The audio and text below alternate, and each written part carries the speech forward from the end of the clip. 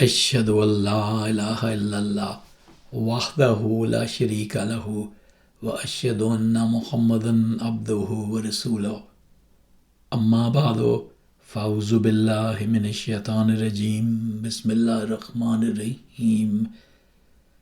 These are the Ramadan Daily Quran Studies for the year 2025, written by Zahid Aziz and produced by Ahmadiyya Anjuman Ishaat Islam, Lahore, UK.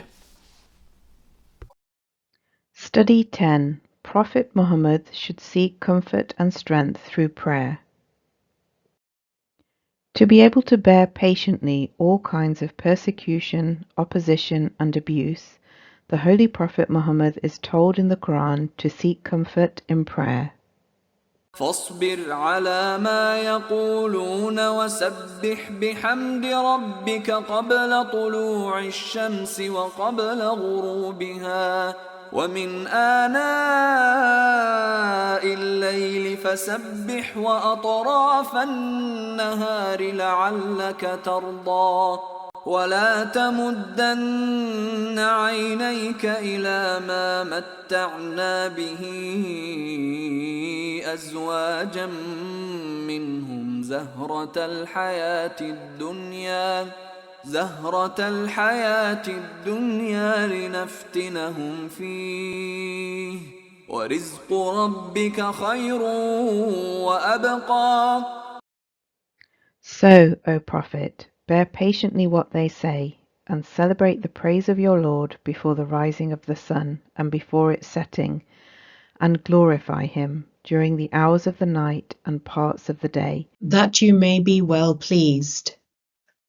and do not strain your eyes with desire at what we have provided different classes of them with the splendor of this world's life, that we may try them by means of it, and the sustenance of your Lord is better and more lasting. 20, 130-131. The words celebrate the praise of your Lord mean here the act of prayer. The times of the regular daily prayers are also indicated here in the mention of the rising and setting of the sun and parts of the night and the day. It also says here that the Holy Prophet should not be overawed and impressed by the material possessions of his opponents or regard these as signs of their success. These are, in fact, meant to try them to see if they use them for good purposes or bad purposes.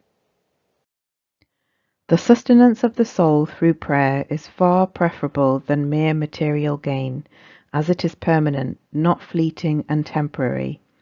There are other similar verses addressing the Holy Prophet.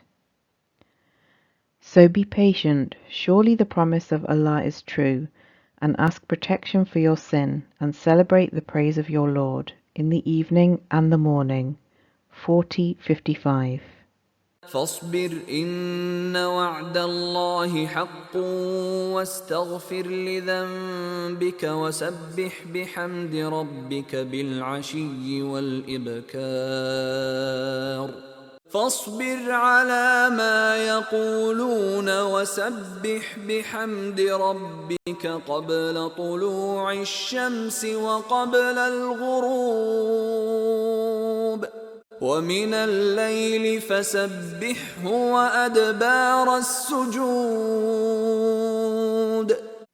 So bear patiently what they say, and celebrate the praise of your Lord before the rising of the sun and before the setting, and glorify him in the night and after prostration. 50:39-40. While waiting patiently for the promise of success from Allah to be fulfilled, while also bearing the verbal abuse and ridicule from his opponents, the Holy Prophet should continue to pray.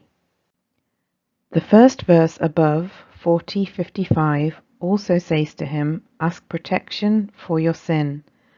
This does not mean that the Holy Prophet had actually committed any sin for which he must ask forgiveness. It means asking for God's protection against falling prey to any temptation or weakness that he felt within himself, or protection against committing any wrongful act, even unintentionally and unknowingly. The prophets had such a high standard of behavior for themselves that they were concerned even about any feeling or apprehension in their minds about slipping from that standard, and they feared going anywhere near just the thought of commission of a sin. Because of this fear, they constantly sought protection with God. The Quran tells the Holy Prophet to pray at night for extra strength. Allah says to him, قم الليل إلا قليلا نصفه أو انقص منه قليلا أو زد عليه ورتل القرآن ترتيلا إنا سنلقي عليك قولا ثقيلا إن ناشئة الليل هي أشد وطئا وأقوم قيلا إن لك في النهار سبحا طويلا. O Prophet, rise to pray by night except a little, half of it, or reduce it a little, or add to it, and recite the Quran distinctly at a leisurely pace. Surely we shall charge you with a weighty word. The rising to pray by night is surely the firmest way to tread and most effective in speech. Truly you have by day prolonged occupation. 73, 2-7. The following comments are derived from a writing by Maulana Muhammad Ali, who was himself devoted to praying extra at night. It is therefore written by one who was practicing and experiencing what he is describing here. The praying at night is here described as being firstly the firmest way to tread the right way in life, to tread upon all evil inclinations, and secondly the most effective in speech. What one says to other people becomes most effective. The speaker, the inviter to truth, has his heart strengthened with divine force through his lengthened devotions in the still of the night, and his word therefore carries the divine force with it, and enters the hearts of those who listen to him. Thus the night devotion, we are told, gives a person the strength to do the greatest deeds and make him perfect. It gives him at the same time strength to make others perfect, because his words come out of a sincere heart, which bows to none but God, so they carry conviction to the hearts of others. Thus was the Prophet fortified doubly in his deeds, as well as in his words, to carry his message to other people. His true followers too should try to get strength from the same divine source in the dead of night, when all veils between man and God are removed by utter silence prevailing everywhere, the only cry being the cry of the devotee. The divine light in its full brilliance then illumines the heart of man, and the heart of man reflects that light and illumines the world. End of study 10. Barakallahu lana wa lakum fil Quranil Azim wa nafa'ana wa iyyakum bil ayati wa zikril hakim innahu ta'ala jiwadun karimun malikun barurur rahim.